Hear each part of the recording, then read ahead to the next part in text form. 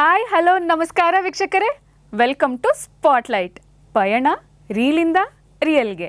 ನಾನು ನಿಮ್ಮ ಹರಿಣಿ ನಟರಾಜ್. ಸ್ಪಾಟ್ಲೈಟ್ ವೀಕ್ಷಕರೇ, ಇಷ್ಟು ದಿನ ನಾವು ಪಂಕಜಮ್ಮ ಅವರ ಬಾಲ್ಯ ಜೀವನ, ಸಿನಿಮಾ, ರಂಗಭೂಮಿ ಬಗ್ಗೆ ತಿಳ್ಕೊಂಡ್ವಿ. ಇವತ್ತಿನ ಸಂಚಿಕೆಯಲ್ಲಿ ಅವರಿಗೆ ಯಾವ್ಯಾವ ಪ್ರಶಸ್ತಿಗಳು ಬಂದಿತ್ತು ಹಾಗೂ ಅವರ ದಾಂಪತ್ಯ ಜೀವನ ಬಗ್ಗೆ ತಿಳ್ಕೊಳ್ಳೋಣ. ಬನ್ನಿ, ಅವರನ್ನು ಕಾರ್ಯಕ್ರಮಕ್ಕೆ ಸ್ವಾಗತಿಸೋಣ. ಅಮ್ಮ ನಮಸ್ಕಾರ. ನಮಸ್ಕಾರ. ಕಾರ್ಯಕ್ರಮಕ್ಕೆ ಸ್ವಾಗತ. Thank you madam. ಅಮ್ಮ, ನೀವು ನಮ್ಮ ರಾಕಿಂಗ್ ಸ್ಟಾರ್ ಯಶ್ ಜೊತೆ ಒಂದು ಸಿನಿಮಾನ ಮಾಡ್ತೀರಾ, ಲಕ್ಕಿ ಅಂತ. ಆ ಸಿನಿಮಾ ಬಗ್ಗೆ ಹೇಳಿ ಅಮ್ಮ. ನಿನಗಾಗಿನೂ ಅಲ್ಲಿ ಮುರಳಿ ಇವರು ಮಾಡಿರೋದು. ಅದರಲ್ಲಿ ಇವರು ನಂಗೆ ಪರಿಚಯ ಆಗಿದ್ರು. ಆಗ ಎಂಟ್ರಿ ಅವರು, ಅವ್ರ ಅಣ್ಣ ಅವರು ಜೊತೆಲೇ ಇರೋರು. ಅವ್ರ ಹತ್ರ ತಮಾಷೆಗೆ ಜೋಕ್ ಮಾಡ್ಕೊಂಡು ರೇಗಿಸ್ಕೊಂಡು ಮಾತಾಡ್ಕೊಂಡು ನಾವ್ ಯಾವಾಗ್ಲೂ ಇರೋವು. ನಾನು ಎಲ್ಲಿದ್ರು ಬನ್ನಿ ಪಂಕಜ್ ಮೇಡಮ್ ಇಲ್ಲಿ ಬನ್ನಿ ಕೂತ್ಕೊಳ್ಳಿ ಅನ್ನೋರು. ರಾಧಿಕಾ ಮೇಡಮ್ ಅವರು ಪಿಕ್ಚರ್ ತೆಗಿತಾ ಇದ್ದೀನಿ, ನಿಮ್ಗೊಂದು ಕ್ಯಾರೆಕ್ಟರ್ ಇದೆ ಅಂದರು. ಮಾಡ್ತೀನಿ ಅಂದೆ. ಏನು ಕ್ಯಾರೆಕ್ಟ್ರು ಅಂದೆ. ಕಂಡಕ್ಟ್ರು. ಆಮೇಲೆ ಯಶು ಹೀರೋ, ರಮ್ಯಾ ಹೀರೋಯಿನು. ಅದೊಂದು ಲೇಡೀಸ್ ಬಸ್ಸು, ಅದಕ್ಕೆ ಜೆಂಟ್ಸ್ ಯಾರು ಹತ್ತಂಗೆ ಇರಲ್ಲ, ಫುಲ್ಲು ಲೇಡೀಸ್ ಬಸ್ ಅದು. ಅದನ್ನೇ ನೀವೇ ಮೇಂಟೈನ್ ಮಾಡ್ತಾ ಇರ್ತೀರಾ ಅಂತ ನಂಗೆ ಹೇಳ್ತಾರೆ. ನಂಗೆ ಯಶು ಜೊತೆ ಪಾಠ ಮಾಡೋದು ಇಷ್ಟ ಸಿಗ್ತಲ್ಲ ಅಂದ್ಬಿಟ್ಟು ಆಯಿತು ಮಾಡ್ತೀನಿ ಅಂದ್ಬಿಟ್ಟು ಒಪ್ಕೊಂಡೆ. ಮೇಡಮೇ ಕರೆಸಿದ್ದು ನನಗೆ. ಅದು ಶೂಟಿಂಗ್ ಬಂದು ಒಂದು ದೊಡ್ಡ ಗ್ರೌಂಡ್ ಕೆಂಗೇರಿ ಹತ್ರ ಬಸ್ಸು ಹೋಗ್ತಾ ಇರುತ್ತೆ. ಅದಕ್ಕೆ ಮೇಡಮ್ ಬಂದು ಹತ್ಕೊಂಡ್ಬಿಡ್ತಾರೆ, ರಮ್ಯಾ ಮೇಡಮು. ಇವರು ಅಲ್ಲೆಲ್ಲೋ ನಿಂತಿರ್ತಾರೆ ಯಶು ಅವರು. ಅವ್ರು ಬಸ್ ಹತ್ಬಿಡ್ತಾರೆ. ಏಯ್, ಇದು ಹೆಂಗಸ್ರು ಬಸ್ ಅಂತ ಗೊತ್ತಿಲ್ವಾ, ಮೇಲೆ ಹತ್ತಿಯಲ್ಲ ಇಳಿ ಕೇಳಕ್ಕೆ ಅಂತ. ನಾನು ನೋಡಿದ್ರೆ ಗೊತ್ತಾಗಲ್ವಾ ಅಂತ. ಏನು ನೋಡಿದ್ರೆ ಗೊತ್ತಾಗುತ್ತೆ ನಿನಗೆ, ನಿಂಗೇನು ಕಣ್ಣು ಕಾಣಿಸುತ್ತೋ ಇಲ್ವಾ ಅಂತ ಜೋರು ಮಾಡ್ತೀನಿ. ಜೋರು ಮಾಡಿದ ತಕ್ಷಣ ಅವರು ಏನಿವಾಗ ಏನು ಜೋರು ಮಾಡ್ತೀರಾ, ನಾ ಇಳಿಯಲ್ಲ ಅಂದ. ಇಳಿಯಲ್ವಾ, ನೋಡು ಇವಾಗ ಹೆಂಗೆ ನೀನು ಇಳಿಸ್ಬೇಕು ಅಂತ ನೋಡು, ನಾನು ಮಾಡ್ತೀನಿ, ಗೊತ್ತಾಗುತ್ತೆ ನಿನಗೆ ಅಂತ ಜೋರು ಮಾಡ್ತಾ ಇರ್ತೀನಿ. ಒಂದ್ಸರಿ ಹೇಳಿದ್ರೆ ಗೊತ್ತಾಗಲ್ವೇನೆ ನಿನಗೆ ಲೇಡೀಸ್ ಬಸ್ಸು ಅಂತ. ನನ್ನ ಯಾರು ಜೆಂಟ್ಸ್ ಅಂತ ಹೇಳ್ತಾರೆ ಅಂತ. ಅಂತ ಮತ್ತು ಈಗ ನಾನು ನೋಡಿದ್ರೆ ನಿಮಗೆ ಗೊತ್ತಾಗ್ತಾ ಇಲ್ವಾ ಅಂತಾರೆ. ನಿನ್ನ ನೋಡಿದ್ರೆ ಗೊತ್ತಾಗ್ತಾ ಇಲ್ವಾ, ಏನೋ ಹೇಳ್ತೀಯಲ್ಲ, ನೋಡಿದ್ರೆ ಗೊತ್ತಾಗಲ್ವಾ ಅಂತಾರೆ ತಿರ್ಗ. ಅಂತ ಹಿಂದ್ಗಡೆ ಬೀಳ್ತೀನಿ. ಅಷ್ಟೊತ್ತಿಗೆ ರಮ್ಯಾ ಅವರು ಕೆರ್ಚ್ಕೋತಾರೆ, ಅಂತ ಕೆರ್ಚ್ಕೊಂಡು ಬಸ್ ನಿಲ್ಲಿಸ್ತಾರೆ. ಬಸ್ ನಿಲ್ಲಿದ ತಕ್ಷಣ ಅವರು ಇಳಿದು ಬರ್ತಾರೆ ಈ ಕಡೆಗೆ. ಆಮೇಲೆ ಯಶು ಸರು ಅಷ್ಟೇ, ಆರ್ಟಿಸ್ಟ್ಗಳಿಗೆ ಕೋಆಪ್ರೇಟ್ ಮಾಡೋದು, ಡೈಲಾಗ್ಗಳು ಮಾತಾಡುವಾಗ ಒಬ್ರಿಗೊಬ್ರು ಯಾವ ರೀತಿ ಮಾಡ್ಕೋಬೇಕು ಅನ್ನೋದನ್ನೆಲ್ಲ ಅವರು ಹೇಳೋರು.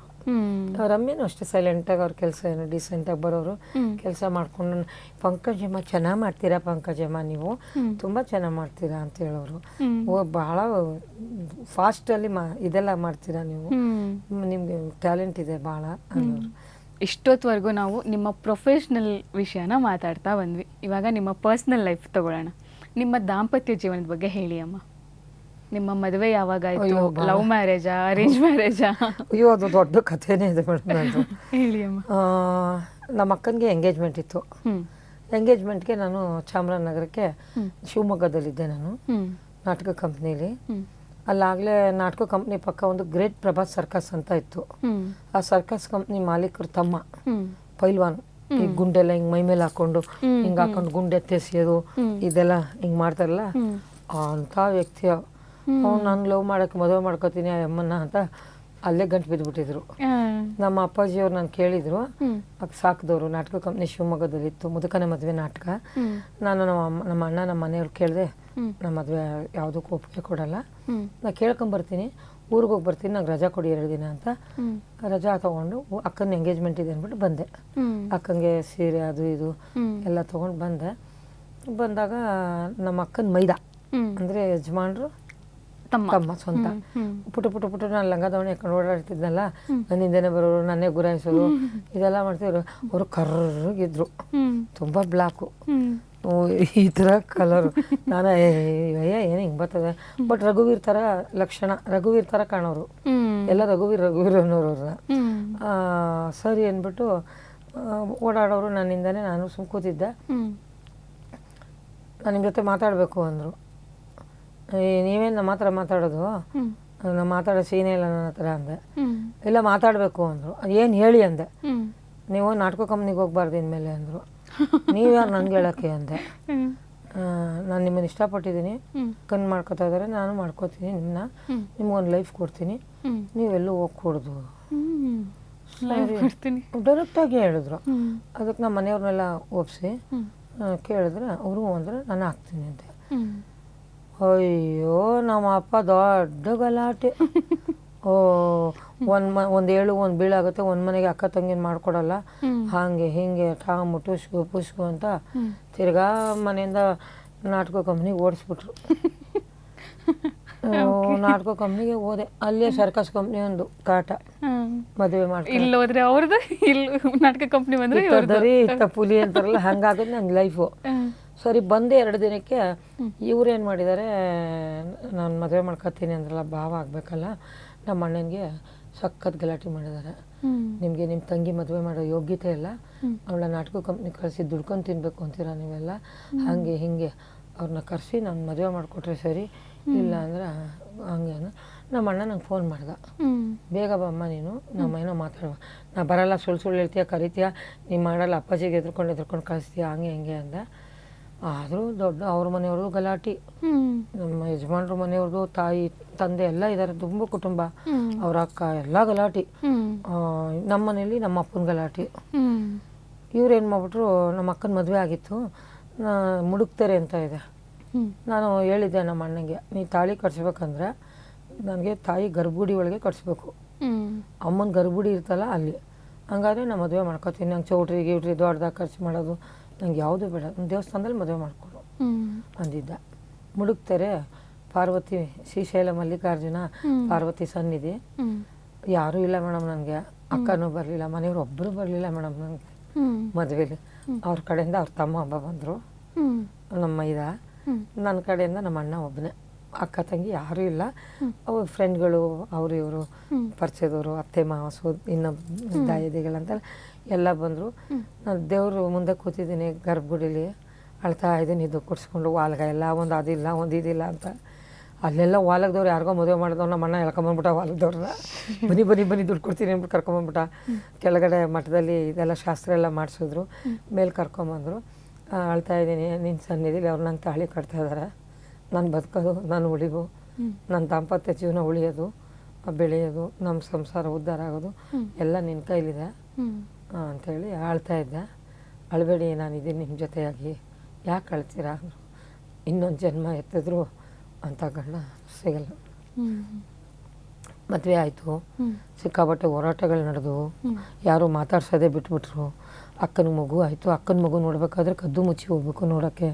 ನಮ್ಮ ಇವಾಗ ಅಂದರೆ ಅವ್ರಿಗೆ ಗೊತ್ತಿರೋರು ಮತ್ತೆ ಒಂದೇ ಮನೆಗೆ ಅಲ್ವಾ, ಬಟ್ ಇಷ್ಟೊಂದು ಕಾಂಪ್ಲಿಕೇಶನ್ ಏನು? ಅದು ಏನಿತ್ತು, ನಮ್ಮ ಭಾವನಿಗೆ ನನ್ನೇ ಮಾಡ್ಕೋಬೇಕು ಅಂತ ಆಸೆ ಇತ್ತು, ನಮ್ಮ ಅಕ್ಕನ ಗಂಡಂಗೆ. ಅವಳು ಮನೇಲಿ ಇರ್ತಾಳೆ, ನೀನು ನನ್ನ ಜೊತೆ ಚೆನ್ನಾಗಿ ಕಾಣ್ತೀಯ ಜೋಡಿಲಿ ಓಡಾಡೋಕ್ಕೆ, ನೀನು ಮಾಡ್ಕೋತೀನಿ ಅಂತ ಇದ್ರು ಭಾವ. ನಾನು ಅಕ್ಕ ತಾಯಿ ಥರ, ನನ್ನ ಅಕ್ಕನಿಗೆ ನಾನು ಮೋಸ ಮಾಡಲ್ಲ, ಅವಳ ಅಕ್ಕ ತಾಯಿ ಅಂದರೆ ಅವ್ರ ಭಾವಲಿ ಕೆಟ್ಟ ಭಾವನೆ ಇರ್ತಿರ್ಲಿಲ್ಲ. ನಾನು ಹೈಟ್ ಇದ್ದೀನಲ್ಲ, ಹೊರಗಡೆ ಅವ್ರ ಜೊತೆ ಚೆನ್ನಾಗಿ ಕಾಣ್ತಾಳೇನೋ ಒಂದು ಅವರಲ್ಲಿ ಭಾವನೆ ಇತ್ತು. ಅದು ಸೈಡ್ ಇಟ್ಕೊಂಬಿಟ್ರು, ನಾನು ಮಾಡ್ಕೊಳ್ಳಲ್ಲ ಅಂತ ಮನಸ್ಸಲ್ಲಿ. ಎಲ್ಲ ಮಾತಾಡೋಕ್ಕೆ ಕೊಡಲೇ ಸುಮಾರು ವರ್ಷ ನಮ್ಮ ಬಂದೆ ಬೆಂಗಳೂರಿಗೆ. ಫ್ರೆಂಡ್ಗಳು 5 ಜನ ರೂಮು, ಗಂಡು ಮಕ್ಳಿರೋರು, ನಾನು ಇವರು ಹೊಸ್ದಾಗಿ ಮದುವೆ ಆಗಿರೋದು, ಹುಡುಗರೆಲ್ಲ ಈಚೆ ಮಲ್ಗೋರು, ಅಷ್ಟೊಂದಕ್ಕೂ ಅಡುಗೆ ಮಾಡ್ಕೊಡೋದು, ಪಾತ್ರೆ ತೊಳೆಯೋದು ಎಲ್ಲ ಮಾಡ್ಕೊಂಡು ಬಂದೆ. ಮಧ್ಯೆ ಮಧ್ಯೆ ಶೂಟಿಂಗು ಹೋಗೋನು, ಇದು ಮಾಡೋನು. ಆಮೇಲೆ ಇವ್ರು ಬೇಡ ಅನ್ನೋರು, ನಾನು ನೋಡಿರಿ ನನ್ನ ನಾಲ್ಗೆ, ನನ್ನ ಕಚ್ಚೆ, ನಾನು ಸೆರಗು ಭದ್ರ ಇಟ್ಕೊಂಡು ಕೆಲಸ ಮಾಡ್ತೀನಿ, ನಿಮ್ಗೆ ನನ್ನ ಮೇಲೆ ನಂಬಿಕೆ ಇದ್ರೆ ಕಳಿಸ್ಕೊಡಿ, ಇಲ್ಲ ನೀವು ಬನ್ನಿ ಜೊತೇಲಿ ಅಂತೇಳಿ ಇಬ್ಬರು ಜೊತೇಲಿ ಹೋಗ್ತಾ ಇದ್ವಿ. ಹಿಂಗೆ ನಮ್ಮ ಜೀವನ 37 ವರ್ಷ ಸಾಕೊಂಡು ಬಂದ್ವಿ. ಸಾಕೊಂಡು ಬಂದಮೇಲೆ ಒಂದು ಸರಿ ನಮ್ಮ ದೊಡ್ಡಕ್ಕ ತೀರ್ಕೊಂಬಿಟ್ರು. ತೀರ್ಕೊಂಡ್ಮೇಲೆ ನಾನು ಕಾರಲ್ಲಿ ಅಕ್ಕನ ನೋಡೋಕ್ಕೆ ಅಂತ ಹೋಗ್ತಾ ಇದ್ವಿ. ಹೋಗ್ತಾ ಇರ್ಬೇಕಾದ್ರೆ ಒಬ್ಬ ತಾತ ಕಾರ್ಗೆ ಅಡ್ಡ ಬಂದ್ಬಿಟ್ಟ. ನಮ್ಮ ಮನೆಯವರು ಒಂದು 150 kg ಇದ್ರು ತೂಕ. ಆ ಕಾರ್ ಅಡ್ಡ ಬಂತಲ್ಲ, ಅವನ್ನ ಕಾಪಾಡೋಕ್ಕೆ ಅಂತ ಗಾಡಿ ಡಿವಿಡೆಂಟ್ರ ಮೇಲೆ ಹತ್ಬಿಡ್ತು. ಹತ್ತಲ್ಲ ಹಿಂಗಂದ್ರು. ಹಿಂದ್ಗಡೆ ಫೈನಲ್ ಕಾರ್ಡ್ ಅಂತಾರೆ ಮೇಡಮ್, 4 ಕಡೆ ಪ್ರೆಸ್ ಆಗ್ಬಿಡ್ತು. ಪ್ರೆಸ್ ಆದಮೇಲೆ ಏನಾಗ್ಬಿಡ್ತು, ಕಾಲು ಕೈ ಸ್ವಾಧೀನನೇ ಇಲ್ಲ. ಗಾಡಿ ಡ್ಯಾಮೇಜು. ಆ ತಾತನಿಗೆ ಏನಾಗಲಿಲ್ಲ, ಅವ್ನಿಗೊಂದು 1000 ಕೊಟ್ಟು ಗಾಡಿ ಬೇರೆ ರೆಡಿ ಮಾಡಿಸ್ಕೊಂಡೆ. ಆ ತಾತನ ಏನು ಕಳಿಸಿ ಅವ್ನಿಗೇನು ಸದ್ಯ ಆಗಲಿಲ್ಲ. ಎಲ್ಲ ಅವಾರ್ಡ್ ಮಾಡಿದ್ರು, ಕಂಟ್ರೋಲಲ್ಲಿದ್ದರು ಡ್ರೈವಿಂಗಲ್ಲಿ. ಸದ್ಯ ಪೂಜೆ ಮಾಡ್ಕೊಂಡು ಹೋಗಿದ್ದೆ ಆಂಜನೇಯ ಸ್ವಾಮಿಗೆ. ಅಲ್ಲೆಲ್ಲ ಪುಳಿಯೋಗರೆ ನಮ್ಮ ಅತ್ತಿಗೆ ನಾವೆಲ್ಲ ಕೆಂಗಲ್ ಹನುಮಂತರ ದೇವಸ್ಥಾನದಲ್ಲಿ ತಿನ್ಕೊಂಡು ಯಂತ್ರ ಹಾಕ್ಸ್ಕೊಂಡು ಹೋಗಿದ್ವಿ. ಬಚಾವ್ ಅವತ್ತು ಹುಣ್ಣಿಮೆ ದಿವಸ 3, 4 ನನಗೆ 3ನೇ ತಾರೀಕು 4ನೇ ತಾರೀಕು ಬಂದರೆ ನನಗೆ ನನ್ನಲ್ಲಿ ನಾನಿರಲ್ಲ ಮೇಡಮ್. ಅದು ಆ ಥರ ಅದು ಯಾರಿಗೂ ಬೇಡ ಮೇಡಮ್ ಅದು ಪರಿಸ್ಥಿತಿ. ಆಯಿತು, ಒಂದು 6 ವರ್ಷ ಮೇಡಮ್ ಮಲಗಿದ ಜಾಗದಲ್ಲೇ ಇದು ಮನೆಯವ್ರಿಗೆ ಬ್ಲ್ಯಾಡರ್ ಅಂತ ಹೊಟ್ಟೆ ಒಳಗೆ ಅದು ಹೋಗ್ಬಿಡ್ತು. ರಿಸೋರ್ಸ್ ಹೋಗೋ ಜಾಗದಲ್ಲಿ ಪೈಪ್ ಹಾಕಬೇಕು ಅಂದ್ಬಿಟ್ರು. ಎಲ್ಲ ಮಾಡಿದೆ ಮೇಡಮ್. 85 ಲಕ್ಷ ಮೇಡಮ್ ನಾನು ಖರ್ಚು ಮಾಡಿದ್ದು. ನನ್ನ ಗಂಡನ ಕಾಪಾಡ್ಕೋಬೇಕು, ನನ್ನ ದೇವ್ರವರು, ನಂಗೆ ಮುತ್ತೈದೆತನ ಬೇಕು, ನಮ್ಮ ಮುತ್ತೈದೆಗೆ ಸಾಯಬೇಕು ಭಗವಂತ. ನಮ್ಮಮ್ಮ ಮುತ್ತೈದೆಗೆ ಹೋಗಿದ್ದಾರೆ, ನಮ್ಮ ಅತ್ತೆ ಮುತ್ತೈದೆಗೆ ಹೋಗಿದ್ದಾರೆ, ನಾನು ಮುತ್ತೈದೆಗೆ ಹೋಗಬೇಕು. ನಾನು ನನ್ನ ಜೀವನೇ ಗಂಧ ತೆಯ್ದೆ ಮೇಡಮ್ ಅವ್ರಿಗೋಸ್ಕರ. ನಮ್ಮ ಅತ್ತಿಗೆ ಮನೆಯವರೆಲ್ಲ ಅನ್ನೋರು, ಇವಳೇ ಮಲಗಿದ್ರು ಅವಳು ಗಂಡ ನೋಡ್ತಿರ್ಲಿಲ್ಲ ನಾವು, ಇವಳು ಅವನಿಗೋಸ್ಕರ ಪ್ರಾಣನೇ ತ್ಯಾಗಮ್ಮ. ಎಲ್ಲಿ ಹೇಳ್ತಾರೆ ಮೇಡಮ್, ಆಯಿರ್ಮಠಮ್ಮ ಅಲ್ಲಿ ಇಲ್ಲಿ ಎಲ್ಲ ಕಡೆ. ಒಂದು ಊರಲ್ಲಿ ಮಳೆ ಅಂದರೆ ಮಳೆ ಪಿಚ್ಕ ಅಂತಿದೆ ರೋಡು. ಈ ಕಡೆ ನದಿ, ಈ ಕಡೆ ಕಮ್ರಿ, ಮಧ್ಯೆ ನಡ್ಕೊಂಡು ಹೋಗ್ಬೇಕು ಔಷಧಿ ತರೋಕ್ಕೆ ಅಂತ 5ವರೆಗೆ ಹೊಟ್ಟೋಗಿದ್ದೀನಿ ಮೇಡಮ್ಮ ಊರಿಗೆ. ಕಾರವಾರ ಹತ್ರ ನಡ್ಕೊಂಡು ಹೋಗ್ತಾ ಇದ್ದೀನಿ. ಗುಳಿ ಬಂದ್ಬಿಡ್ತಾ ಎದುರುಗಡೆ ದೊಡ್ಡ ಗುಳಿ. ಹೊಸ ಕಷ್ಟಪಟ್ಟಿಲ್ಲ ಮೇಡಮ್ ಅವ್ರನ್ನ ಕಾಪಾಡ್ಕೋಬೇಕು ಅಂತ. ಯಾರು ಹೇಳ್ತಾರೋ ಅಲ್ಲೆಲ್ಲ ಹೋಗ್ತಿದ್ದೆ ಮೇಡಮ್. ಒಂದಿನ ಅವ್ರನ್ನ ಎತ್ತಿ ಮಲಗಿಸೋಕ್ಕೆ ಯಾರೂ ಇಲ್ಲ ಮೇಡಮ್. ಅವ್ರು ಎತ್ತಕ್ಕೆ 6 ಜನ ಬೇಕು. ವೆಯ್ಟ್ ಬೇರೆ ಜಾಸ್ತಿ, ಈ ಮ್ಯಾಟ್ ಮೇಲೆ ಹಾಕಿ ಎತ್ತಬೇಕು. ಆಂಜನೇಯನ ಮುಂದೆ ಅಳ್ತಾ ಇದ್ದೀನಿ ಮೇಡಮ್. ಇದು ದೇವರಾಣಿ ಸತ್ಯ ಮೇಡಮ್, ಹನುಮಪ್ಪನಾಣೆ, ನೀನು ಇದ್ದು ನನಗೆ ಇಷ್ಟು ಕಷ್ಟ ಕೊಡ್ತಿದ್ದಿಲ್ಲ, ಕರ್ಕೊಂಬಿಡಿ ಇಬ್ಬರನ್ನು ಯಾಕಪ್ಪ ಅಂತ. ರೋಡ್ ಹಿಂಗೆ ತಿರುಗ್ತೀನಿ, ಮನೆ ಹತ್ರ ಹಾರ್ಮೋನಿಯಂ ಹಿಡ್ಕೊಂಡು ತಬಲಾ ಬರ್ಸ್ಕೊಂಡು ಹಾಡು ಹೇಳೋರು 6 ಜನ ಬಂದ್ದಾರೆ. ರಾಮ, ಲಕ್ಷ್ಮಣ, ಆಂಜನೇಯ, ಸೀತೆ, ಭರತ, ಶತ್ರುಘ್ನ ಆ ಥರ ಡ್ರೆಸ್ ಕಿರೀಟ ಹಾಕೊಂಡು ಹಗಲು ವೇಷಗಾರ ಅಂತಾರಲ್ಲ ಅವರು ಬಂದರು ಮೇಡಮ್. ಎಲ್ಲ ತೆಲುಗುನವರು. ಸೀದಾ ಗೇಟ್ ಹತ್ರ ಓಡೋದೆ. ಅಣ್ಣ మా యజమానికి ఒళ్ళు బాగాలేదు, వాళ్ళని ఈ అంబులెన్స్కి ఎక్కియాలా, ఒకసారి రానా ಅಂದರೆ. ಯಾಲಮ್ಮ ಅట్లా ಅಂటారు, ವಸ್ತಾರಮ್ಮ ಅಂದ್ಬಿಟ್ಟು ಎಲ್ಲ ಕರ್ಕೊಂಬಂದು ಗಾಡೀಲಿ ಮಲಗಿಸಿದ್ರು. ಎಲ್ಲರಿಗೂ 200 ರೂಪಾಯಿ ಕೊಟ್ಟೆ. ಅಂದರೆ ಘಟನೆ ಆ ಪರಿಸ್ಥಿತಿ ಮೇಡಮ್. ನನಗೆ ದೇವರು ಇದ್ದಾನೆ ಅನ್ನೋದಕ್ಕೆ ಸತ್ಯ. ನಾವು ಯಾರು ಒಬ್ರಿಗೆ ಮಾಡಿದರೆ ಭಗವಂತ ನಮ್ಗೆ ಇರ್ತಾನೆ ಅಂತ. ರಾತ್ರಿ 11:30 ಬಂದೆ ಮನೆಗೆ ಸೇರಿಸ್ಬೇಕು ಒಳಕ್ಕೆ. ಮತ್ತೆ ಯಾರೂ ಇಲ್ಲ. ಮೇಲೆ ಹಿಂಗೆ ನೋಡಿದೆ, ಬಿಲ್ಡಿಂಗ್ ಕಟ್ತಾ ಇದ್ದಾರೆ ಎಲ್ಲ. ರಾತ್ರಿ ಹೊತ್ತು ಕೆಲಸ ಮಾಡ್ತಾರೆ ನೋಡಿ, ಬೆಂಕಿ ಬರ್ತದೆ ಹಿಂಗೆ ಸ್ಯಾಲ್ರಿಂಗ್ ಮಾಡ್ಕೊಂಡು ವೆಲ್ಡಿಂಗ್ ಅವರು. ಒಂದು 6-7 ಜನ ಅವರೇ. ಹಿಂದಿ ಭಯ್ಯಾ ಅಂದೆ. क्या माँ अंदर, मेरा पति को तबीयत बराबर नहीं, अंदर घर को अंदर जाना पड़ेगा, थोड़ा आओ भैया, हेल्प करो भैया अंದೆ. ठहरो ಅಂದರು. ಎಲ್ಲ ಬಂದರು ಮೇಡಮ್. 6-7 ಜನ ಬಂದು ಕರ್ಕೊಂಬಂದು ಒಳಗೆ ಮಲಗಿಸಿದ್ರು. ಭಗವಂತ ನನಗೋಸ್ಕರ ಅವ್ರನ್ನ ಅಲ್ಲಿ ಇರಿಸಿದ್ದೇನೋ ಅನ್ಸ್ಬಿಡ್ತೀನಿ ಮೇಡಮ್. ನಾನು ಎಲ್ಲೇ ಹೋದರೂ ಯಾರಾದರೂ ನಾನು ದುಡ್ಡು ಕೇಳಿದ್ರೆ 100-200 ಕೊಟ್ಬಿಡ್ತೀನಿ ಮೇಡಮ್. ನಾನು ಭಿಕ್ಷದವ್ರಿಗಾಗಲಿ ಯಾರಿಗೇ ಆಗಲಿ ಅದು ನನ್ನ ಕಾಪಾಡ್ತಾ ಹೋಯ್ತು. ಮಲ್ಕೊಂಡ್ರು, ಎಲ್ಲ ಆಯಿತು ಮೇಡಮ್. ಅವ್ರಿಗೆ ಇನ್ನೇನು ಟೈಮು ಕೊನೆ ಗಳಿಗೆ ಟೈಮು. ಅವ್ರು ಮಲಗಿದ ತಕ್ಷಣ ಅಕ್ಕ ತಂಗಿ ಬಂದು ಬೆಳಗ ಯಾರು ಬರೋದು ಬಿಟ್ಬಿಟ್ರು. ಅಣ್ಣನೂ ಬರೋದು ಬಿಟ್ಬಿಟ್ಟ. ಹಿಂಗೆ ಅಣ್ಣನೇ ಯಜಮಾನ್ರಿಗೆ ಹುಷಾರಿಲ್ಲ ಅಂದರು ದುಡ್ಡು ಕೇಳಕ್ಕೆ ಬರೋನು, ಕಾಸು 5,000 10,000 ಕೊಟ್ಟು ಕಳ್ಸೋನು. ಮನೆಯವ್ರಿಗೆ ಹುಷಾರಿಲ್ಲ ಅಂದರೆ ಮನೆಯವ್ರಿಗೆ ಯಾರ್ಯಾರು ದುಡ್ಡು ಕೊಟ್ಟಿದ್ರೆ ಅದನ್ನೇ ಇಸ್ಕೊಂಡು ಹೋಗೋನು ಬಂದು. ಇಷ್ಟೆಲ್ಲ ಇದು ಮಾಡಿದ್ದ. ನನಗೆ ಯಾರು ಏನು ಅಂತಲೂ ಕೇಳಕ್ಕೆ ಬರಲಿಲ್ಲ ಆ ಟೈಮಲ್ಲಿ. ಅಷ್ಟು ಒದ್ದಾಡ್ತಾ ಇದ್ದೆ. ಆದರೂ ಇನ್ನೇನೋ ಅವ್ರು ಹುಷಾರಾಗ್ತಾರೆ ಅನ್ನೋ ಭಾವನೆ ನನಗಿತ್ತು. ಒಂದಿನ ಅಲ್ಲಿ ಕೂತಿದ್ದೆ, ಬಾಯಿಲಿ ಅಂದರು, ಚೂರು ಮಾತಾಡಬೇಕು ಬಾರೆ ಅಂದರು. ಸರಿ ಹೋದೆ, ಕೂತ್ಕೊಂಡೆ. ಏನು ರೀ, ನಾನು ಹೊಂಟೋದ್ರೆ ಏನು ಮಾಡ್ತೀಯಾ, ಯಾರೂ ಇಲ್ಲ ನಿನಗೆ, ಯಾರನ್ನೂ ನಂಬೇಡ, ನಿಮ್ಮ ಮಗ ಅವರು ಇವರು ಒಬ್ಬರನ್ನೂ ನಂಬಕ್ಕೆ ಹೋಗ್ಬೇಡ, ನೀನು ದುಡ್ಡು ಕಾಸು ಇಟ್ಕೊಂಡು ನೀನು ಆರೋಗ್ಯ ನೋಡಿಕೊಂಡು ನಿಂಗೆ ಯಾರಾದರೂ ಒಳ್ಳೆಯವರು ನಿಂಗೆ ಮಾಡ್ಕೊತೀನವ್ರು ಸಿಕ್ಕಿದ್ರೆ ಮದುವೆ ಮಾಡ್ಕೊಂಡು ಇದ್ಬಿಡೆ ಅಂದರು. ನಂಗೆ ತಡೆಯೋಕ್ಕೆ ತುಂಬ ಎಮೋಷನಲ್ ಆಗಿಬಿಟ್ಟೆ. ನೀವಿದ್ದು ಹಿಂಗೆ ಈ ಮಾತಾಡಬೇಡ್ರಿ, ನಾನು ಹೊರ್ಟೋಗ್ತೀನಿ ಏನಾರು ತೊಗೊಂಡು, ನಾ ಇರಲ್ಲ ರೀ ನಿಮ್ಮ ಬಿಟ್ಟು. ಅವರು ನನ್ನ ಮಗು ಥರ ನೋಡ್ಕೋತಾ ಇದ್ರು ಮೇಡಮ್. ಎಲ್ಲೋದ್ರು. ಆಮೇಲೆ ಎಲ್ಲಿದೆಯಾ, ಎಲ್ಲಿ ಬಂದೆ, ಏನು ತಿಂದೆ, ಏನು ಊಟ ಮಾಡಿದೆ, ಏನು ಮಾಡ್ತಾಯಿದ್ಯಾ, ಊರಲ್ಲಿ ಆಡ್ಕೋಕೆ ಹೋಗಿದ್ಯಾ, ಆರೋಗ್ಯ ನೋಡ್ಕೊ. ಯಾರೂ ಇಲ್ಲ ಮೇಡಮ್ ನನಗೆ ಈಗ ಅನ್ನೋಕ್ಕೆ. ಹಂಗನ್ಬಿಟ್ಟು ಕೂತಿದ್ದೆ. ನನಗೆ ಒಂಚೂರು ನೀರು ಕೊಡು, ಸ್ವಲ್ಪ ಟೀ ಮಾಡಿಕೊಡು ಅಂದರು. ಹೋಗಿ ಟೀ ಮಾಡಿದೆ, ನೀರು ತೊಗೊಂಬಂದೆ, ನೀರು ಕೊಟ್ಟೆ, ಕೈ ಹಿಡ್ಕೊಂಡು ಹಂಗೆ ನಾನು ಮಲಗಿಸು ಸ್ವಲ್ಪ ಅಂದರು. ಮಲಗಿಸ್ದೆ. ಇಲ್ಲಿ ಒಂದು ಮುತ್ತು ಕೊಡು ಅಂದರು. ತಡೆಯೋಕ್ಕೆ ಆಗಿಲ್ಲ. ಮುತ್ತು ಕೊಟ್ಟೆ. ಒಂದು ವಿಭೂತಿ ಹಣೆಗೆ ವಿಭೂತಿ ಹಚ್ಚಿ ನನಗೆ ಯಾಕೋ ಒಂಥರ ಆಗ್ತಾಯಿದೆ. ಈಗ ಸ್ವಲ್ಪ ಕೂರಿಸು ಅಂದರು, ಎದ್ದು ಕೂರಿಸಿದೆ. ಕೂರಿಸಿದ್ಮೇಲೆ ಹಿಂಗೆ ಕೈ ಹಿಡ್ಕೊಂಡ್ರು ನಂದು. ನಾನು ನಿಮ್ಗೆ ಹೇಳ್ತಾ ಇದ್ದೆ, ತಾಯಿ ಸಾವು ಗಂಡನ ಸಾವು ಕಣ್ಣಿಂದ ನೋಡಬಾರ್ದು ಅಂತ. ಹಿಂಗೆ ಕೈ ಹಿಡ್ಕೊಂಡಿದ್ರು, ಯಾರನ್ನೂ ನಂಬೇಡ, ಹುಷಾರಾಗಿರು ಅಂಥೇಳಿ ಹಿಂಗೆ ಕೈ ಹಿಡ್ಕೊಂಡು ಎದ್ರು. ಯಾಕೋ ನಂಗೆ ಎದೆನೈತದೆ ಕಣೆ ಅಂತೇಳಿ ಹಿಂಗೆ ಬಿದ್ದರು ಅಷ್ಟೇ ಮೇಡಮ್. ನನ್ನ ಕೈನ ನಾನು ಬಿದ್ದೆ. ಹಿಂಗೆ ಇದು ಬಿಡ್ಸೋಕ್ಕೆ ಕಷ್ಟಪಟ್ಕೊಂಡು ಎಳೆದು ಬಿಡಿಸ್ಕೊಂಡಿದ್ದೀನಿ ಮೇಡಮ್ ಅವ್ರ ಕೈನ. ಆಮೇಲೆ ಪಕ್ಕದ ಮನೆಯವ್ರಿಗೆಲ್ಲ ಕಿರ್ಚ್ಕೊಂಡೆ, ಬಾಯಿ ಬಡ್ಕೊಂಡೆ, ಎಲ್ಲ ಓಡಿ ಬಂದರು. ಏನಾಯ್ತು ಅಂತ ನೀವು ಡಾಕ್ಟ್ರು ಕರ್ಕೊಂಬೋಗಮ್ಮ ಅಂದರು. ಹೋದೆ, 3ನೇ ಫ್ಲೋರ್ ಅವ್ರೆ ಡಾಕ್ಟ್ರು. ಎಲ್ಲ ಕಿಟ್ ಹಾಕೊಂಬಿಟ್ಟಿದ್ರು ಮೈ ಮೇಲೆ. ಬಾಯಿ ಬಡ್ಕೊತಾ ಇದ್ದೀನಿ, ಸಾರ್ ಹುಚ್ಚಿ ಥರ ಹೋಗಿದ್ದೀನಿ. ಅವರು ಯಾರ ಹಂಗಮ್ಮ ಬಾಯಿ ಬಡ್ಕೊತಾಳೆ ಅಂತ ಡಾಕ್ಟ್ರು ಅಲ್ಲಿಂದನೇ. ಅವರು ಒಬ್ಬರು ನರ್ಸು ಸಾರ್, ಪಾಪ ಅವ್ರು ಕಲಾವಿದೆ ಸಾರು, ದೊಡ್ಡ ಕಲಾವಿದೆ ಅವರು, ಏನೋ ಆಗಿರಬೇಕು ಸರ್.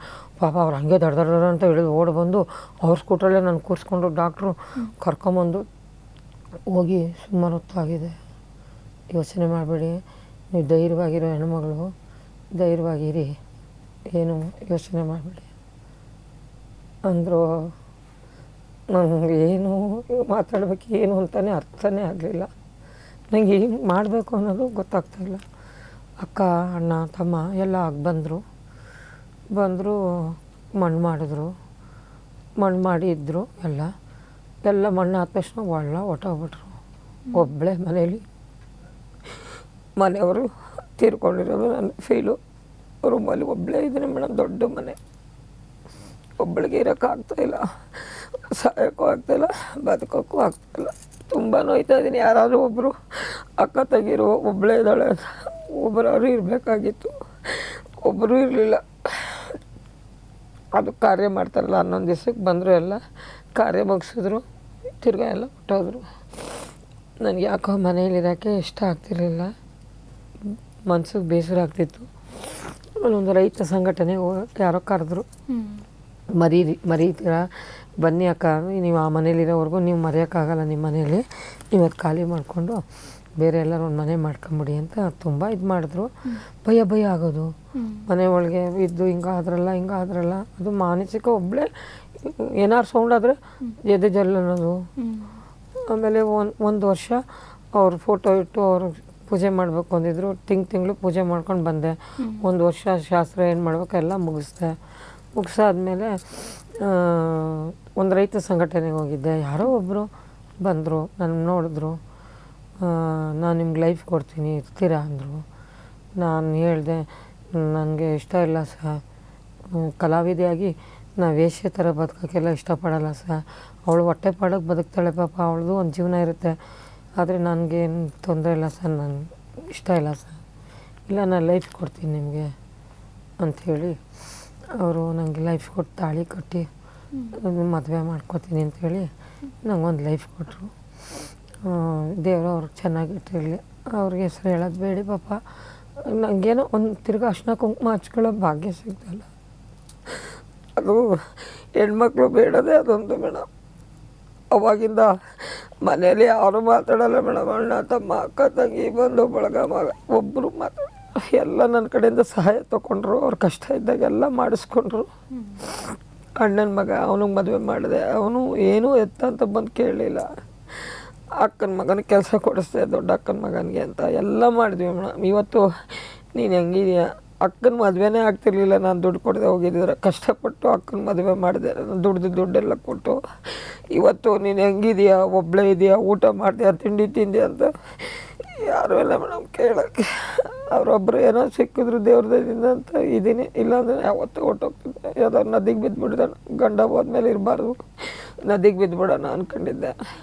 ಆದರೂ ಗಟ್ಟಿ ಗುಂಡಿಗೆ ಮಾಡ್ಕೊಂಡು ಫೇಸ್ ಮಾಡ್ಕೊಂಡು ಅವ್ರ ಎದುರಿಗೆ ಬದುಕಬೇಕಲ್ಲ ಅಂತ ಬದುಕಿದ್ದೀನಿ ಮೇಡಮ್. ಅಷ್ಟೇ ಲೈಫು. ಕಲಾವಿದರು ಜೀವನನೇ ಎಷ್ಟು, ರಾತ್ರಿ ಎಲ್ಲ ಮಹಾರಾಜರೇ ನಾವು. ಬೆಳಗ್ಗೆ ಎದ್ದರೆ ನಮ್ಮ ಜೀವನ ಕಷ್ಟನೇ ಇರುತ್ತೆ ಮೇಡಮ್. ಹೇಳ್ಕೊಳ್ಳೋಕ್ಕೂ ಆಗೋಲ್ಲ, ಬಿಸಿ ತುಪ್ಪ ಒಳಗೆ ನುಂಗೋಕ್ಕೂ ಆಗೋಲ್ಲ, ಆಚೆ ಹಾಕೋಕ್ಕೂ ಆಗೋಲ್ಲ. ನಂಗೆ ಸರ್ಕಾರದಿಂದ ಜಾಗ ಕೊಡ್ತೀನಿ ಅಂತ ಚಾಮರಾಜನಗರದಲ್ಲಿ ಒಂದು ಅನಾಥಾಶ್ರಮ ಮಾಡಬೇಕು, ನಮ್ಮ ತಾಯಿ ಹೆಸರಲ್ಲಿ ನಮ್ಮ ತಂದೆ ಹೆಸರಲ್ಲಿ ಮಾಡಿ ಏನಾದ್ರು ಒಂದು ಸಾಧನೆ ಮಾಡಿ ಜೀವ ಬಿಟ್ಬಿಡೋಣ ಸಾಕು ಅಂತ. ನಂತರ ಎಷ್ಟೋ ಜನ ಕಲಾವಿದರಿದ್ದಾರೆ, ದುಡಿಯೋಕ್ಕಾಗದೆ ಒದ್ದಾಡ್ತಾ ಇರ್ತಾರೆ ಅಂಥವ್ರಿಗೆ ನಾನು ಒಂದೇನೋ ಆಶ್ರಮ ಮಾಡಬೇಕು ಅಂತ ತುಂಬ ಆಸೆ ಇಟ್ಕೊಂಡಿದ್ದೀನಿ. ಒಬ್ಬ ಕಲಾವಿದನಿಗೆ ಅವರ ಕಲಾ ಸೇವೆನ ಗುರ್ತಿಸಿ ಒಂದು ಪ್ರಶಸ್ತಿ ಕೊಟ್ರೇ ಅವರ ಜೀವನ ಸಾರ್ಥಕ ಆಗುತ್ತೆ, ಅವರ ಕಲಾ ಸೇವೆಗೆ ಒಂದು ಅರ್ಥ ಸಿಗುತ್ತೆ ಅಂತ ಹೇಳ್ತಾರೆ. ನಿಮಗೆ ಯಾವುದೆಲ್ಲ ಅವಾರ್ಡ್ಗಳು ಬಂದಿದೆ ಅಮ್ಮ? ಅಂದರೆ ಈಗ ನಮ್ಮ ಮನೆಯವರು ಯಾವಾಗಲೂ ಜೊತೇಲಿ ಬರೋರು.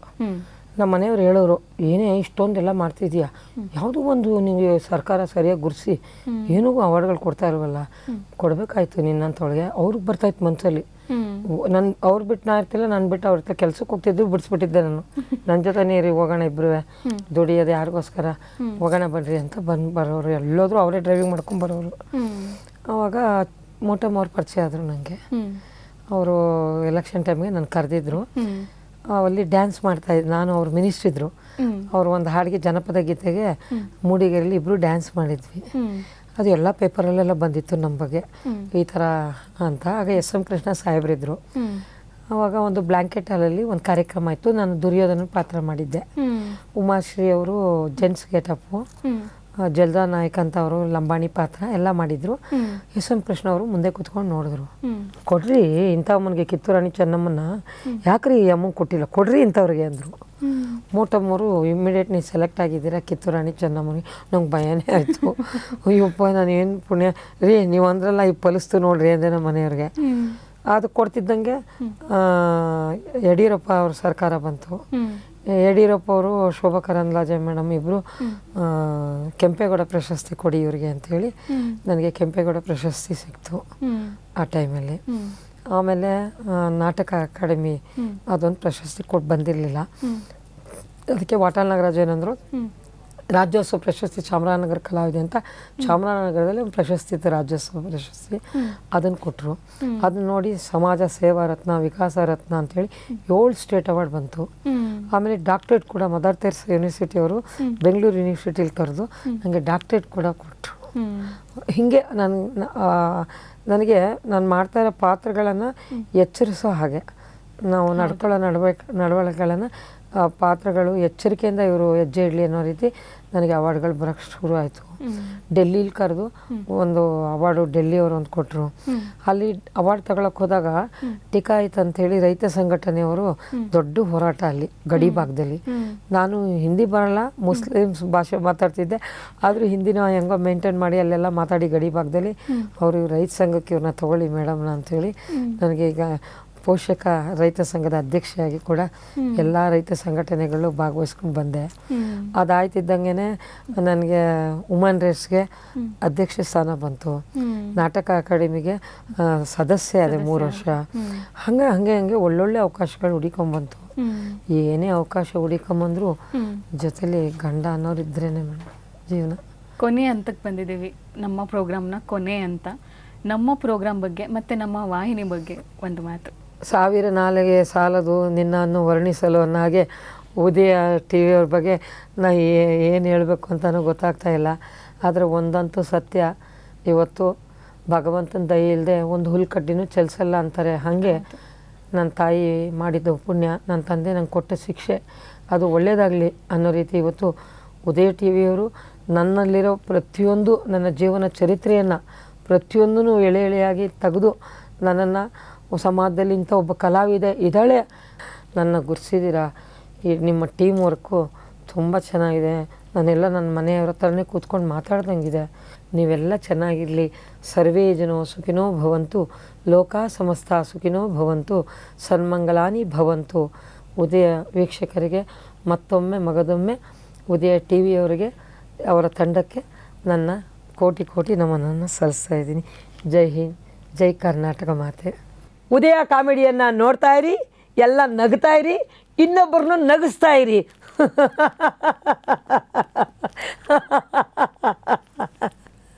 ಅಮ್ಮ, ಕಳೆದ 15 ದಿನಗಳಿಂದ ನಮ್ಮ ಜೊತೆ ಕೂತ್ಕೊಂಡು ಇಷ್ಟೆಲ್ಲ ಸಮಯ ಕಳೆದು ನಿಮ್ಮ ಜೀವನದ ಬಗ್ಗೆ ಹೇಳಿದ್ದೀರಾ, ನಿಮ್ಮ ಎಕ್ಸ್ಪೀರಿಯೆನ್ಸ್ಗಳನ್ನ ನಮ್ಮ ಜೊತೆ ಹಂಚ್ಕೊಂಡಿದ್ದೀರಾ. ನಮಗೆ ತುಂಬ ಹೆಲ್ಪ್ ಆಗುತ್ತದೆ. ಧನ್ಯವಾದಗಳು ಅಮ್ಮ. ತುಂಬ ಹರಿಣಿ ಮೂರ್ತಿ ಚಿಕ್ಕದಾದರೂ ಕೀರ್ತಿ ದೊಡ್ಡದು ಅನ್ನೋ ಹಾಗೆ ನಮ್ಮಂಥ ಕಲಾವಿದರನ್ನ ಕೂರಿಸ್ಕೊಂಡು ನೀವು ಆ್ಯಂಕರಿಂಗ್ ಮಾಡ್ತಿರಲ್ಲ, ಗ್ರೇಟ್ ವುಮನ್ ನೀವು. ದೇವ್ರು ಚೆನ್ನಾಗಿಟ್ಟಿರಲಿ ನಿಮಗೆ. ತಮಗೂ ಕೂಡ ಹೃದಯಪೂರ್ವಕವಾದ ನಮನಗಳು. Thank you. ನಾನಂತೂ ಈ ಸಂಚಿಕೆನ ತುಂಬಾ ಎಂಜಾಯ್ ಮಾಡಿದೆ, ನೀವು ಕೂಡ ಎಂಜಾಯ್ ಮಾಡಿದ್ದೀರಾ ಅನ್ಕೊತಿದ್ದೀನಿ. ಹಾಗಾದರೆ ನಿಮ್ಮ ಭೇಟಿ ಮುಂದಿನ ಸಂಚಿಕೆಯಲ್ಲಿ ಮತ್ತೊಬ್ಬ ಕಲಾವಿದರ ಜೊತೆ. ಅಲ್ಲಿವರೆಗೂ ಉದಯ ಕಾಮಿಡಿ ನೋಡ್ತಾ ಇರಿ, ನಗ್ತಾ ಇರಿ. Spotlight.